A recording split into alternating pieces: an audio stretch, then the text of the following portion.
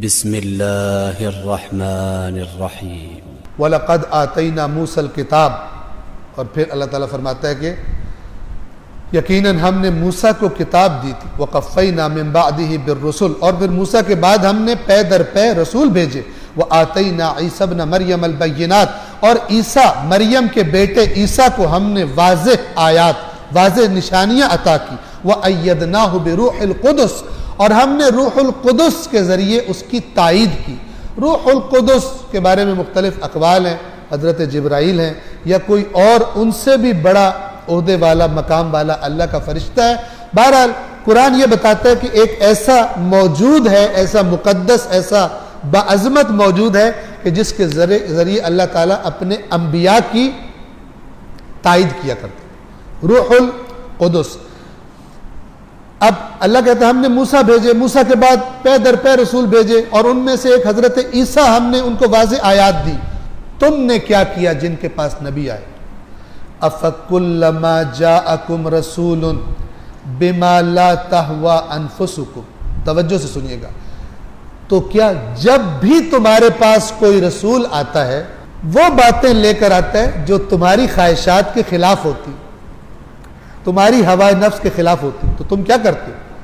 استکبرتم، تم اکڑ جاتے، نہیں مانتے، تمہاری گردنیں اتنی اکڑی ہوتی ہے کہ جھکتی نہیں اللہ کے قانون کی آگے، اور پھر اکڑ کے کیا کرتے ہو؟ فَفَرِيقًا كَذَّبْتُمْ، ایک انبیاء کے گروہ کو تم جھٹلا دیتے ہو، پروپیگنڈے کرتے ہو، یہ جھوٹا ہے، اپنے پاس سے گھڑتا ہے، یہ حکومت حاصل کرنا چاہتا ہے، یہ فلان کرنا چاہتا ہے، اور جس پر تمہارا اس سے زیادہ بس چل جائے وَفَرِيقًا تَقْتُلُونَ، تو ایک گروہ کو تو تم قتل ہی کر دیتے ہو۔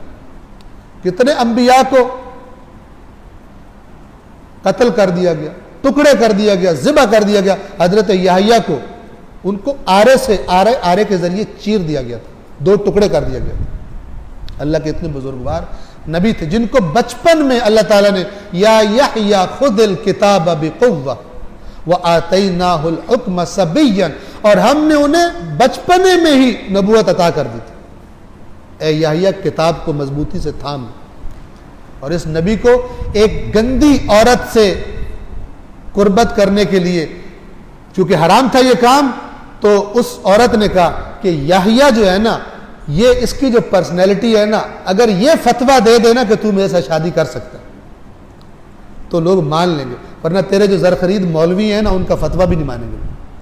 لیکن یہ چونکہ بہت لوگ اس کا احترام کرتے ہیں، اگر یحییٰ فتویٰ دے دے کہ میں تیرے ساتھ کر سکتی ہوں شادی، تو پھر کیونکہ اس کی ماں کے ساتھ بھی وہ بادشاہ تھا اور اب اس کی بیٹی سے کرنا چاہتا تھا، تو یہ تو حرام ہے۔ حضرت یحییٰ سے کہا گیا آپ فتویٰ دیں کہ یہ مثلا شادی کر سکتے، کہاں فتویٰ دیتے تھے؟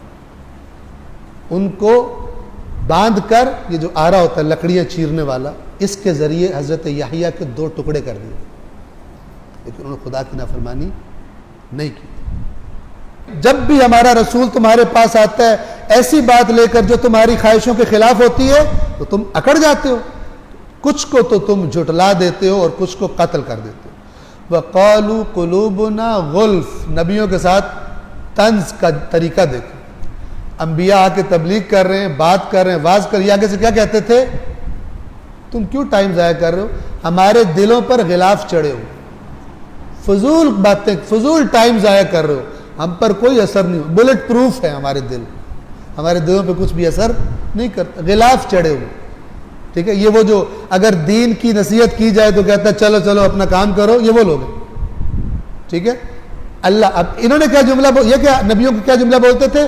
قلوبنا غلف، ہمارے دلوں پر غلاف چڑھے ہوئے ہیں۔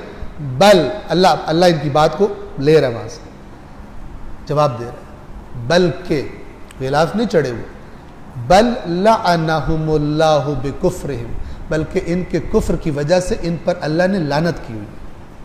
یہ جو انبیاء کی باتوں پر کہہ رہے ہیں نا غلاف چڑھے ہوئے اور طنز کر رہے ہیں، یہ اصل میں تم پر اللہ کی لعنت ہے کہ تمہیں دین کی بات اچھی نہیں لگتی۔ فَقَلِيلًا مَا يُؤْمِنُونَ، اور جس پر اللہ لعنت کر دے اس کی ہٹ دھرمی کی وجہ سے، وہ پھر بہت کم ہی ایمان لے کر آتے ہیں، پھر وہ ایمان نہیں لاتے۔